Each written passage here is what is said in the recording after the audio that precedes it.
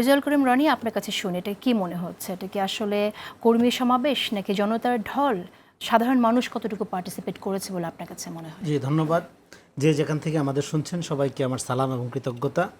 হ্যাঁ ধন্যবাদ, আপনি খুবই ভালো একটা প্রশ্ন তুলেছেন। মিডিয়াতে যখন খবর দেখছিলাম তখন কিছু কিছু মিডিয়া খবর করছিল জনস্রোত, সময় হওয়ার আগেই লোকারণ্য। আবার কিন্তু এটা কি আসলে জনস্রোত বলা যাবে নাকি কর্মী স্রোত বলতে হবে? তো আপনার জনগণ আকারে এই যে আলোচনাটা এখানে হইল, আমি এই আলোচনা মোটামুটি দুইটা জায়গা থেকে আলোচনা করে ফেলছেন। আমি একটু অন্য জায়গার থেকে বলি। অলরেডি আমি এটাতে নিয়ে এটা এই বিষয়ে একটু কথা বলছি টিআরটি ওয়ার্ল্ডকে একটা ইন্টারভিউতে। তো এখানে আবার যদি বলি সেটা হবে যে দেখেন, জনগণের নামে এখানে অনেক দিন ধরে রাজনীতি হয়েছে এবং জনগণেরই সর্বনাশ হয়েছে।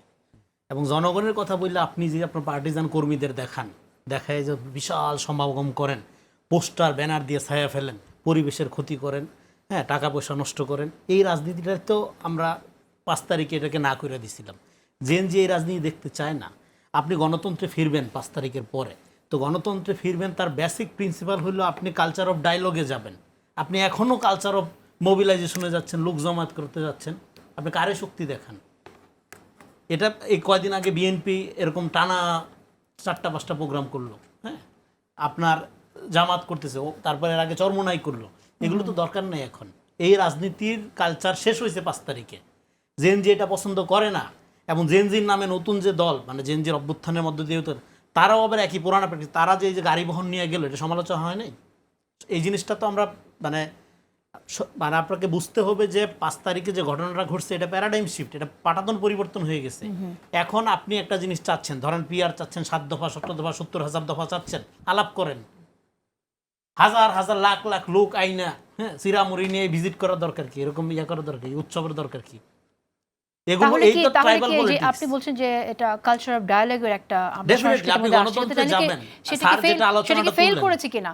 ডেফিনেটলি ফেল করছে। প্রত্যেকটা রাজনৈতিক দল, এস্টাবলিশড প্রত্যেকটা পলিটিক্যাল পার্টি 5 তারিখের স্পিরিটের এগেইনস্টে রাজনীতি করতেছে। এরকম কর্মী মোবিলাইজ তো আওয়ামী লীগও করতো, ক্ষমতায়ও থাকতো, কথায় কথায় লোক নামাই দিত, মিছিল করতো, অন্য দলগুলোও করতো। এই পুরানা প্র্যাকটিসে আপনি কেন যাচ্ছেন?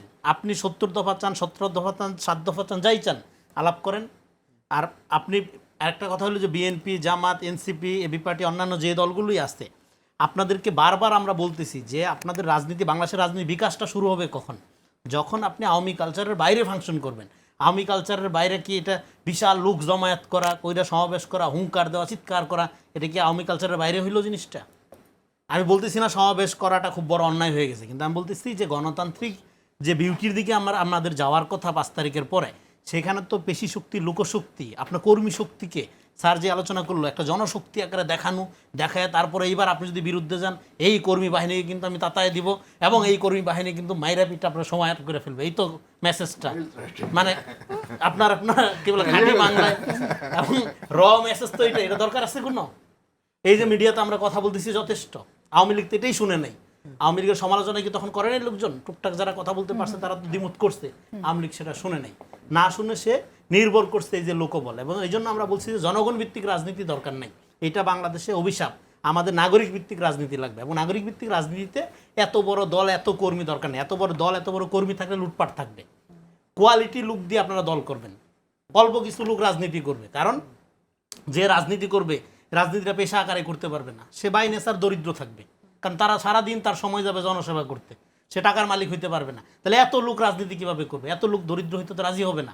ফলে লোক রাজনীতি করবে অল্প কিছু লোক, নাগরিকরা সেই রাজনৈতিক দলের প্রপোজিশন, অফার দেখে তাকে ভোট দেবে, নির্বাচিত করবে, নাগরিকরা প্রাধান্য পাবে সমাজে। এরকম একটা রাজনীতির কথাই তো আমরা বলছি শুরুর থেকে। সেখানে আপনি লক্ষ লক্ষ কোটি কোটি কর্মীর বড়াই দেখেন, বড় দল করার একটা ফুর্তি, মানে আপনি একটা অহংকারে এই যে এত আয়োজন করে এটা করেছে, তাদের কর্মীরা দেশের বিভিন্ন প্রান্ত থেকে এসছে, এখন ওনাদের তো নিজের দলের তো একটা উদ্দেশ্য আছে। বাট ডু ইউ থিঙ্ক, মানে এখান থেকে পদ্ধতিটা হয়তো আপনি পছন্দ করছেন না, কিন্তু উদ্দেশ্যটা কি সেটা হাসিল হবে কিনা? উদ্দেশ্যটা হাসিল হবে। গোবিন্দ্র প্রামাণিকরে নিয়ে যদি আপনি ধরেন গণতন্ত্র উদ্ধারের আন্দোলনে যান, যে ভদ্রলোক আপনার হাসিনার আমলে অখণ্ড ভারতের জন্য কাজ করার ব্যাপারে মোনাজাত করছিল, সেই ব্যাপারে জনগণ কতখানি বিশ্বাস করবে এটা জনগণের ব্যাপার। আমি এটার 2 পয়সার কোনো পলিটিক্যাল আউটকাম দেখি না।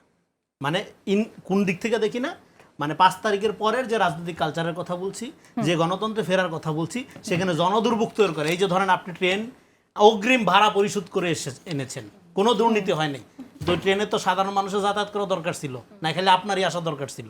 তার মানে আপনি যখনই জনগণের চেয়ে আপনার পার্টিজান কোনো কিছুকে প্রাধান্য দিবেন, এটা আওয়ামী পলিটিক্স।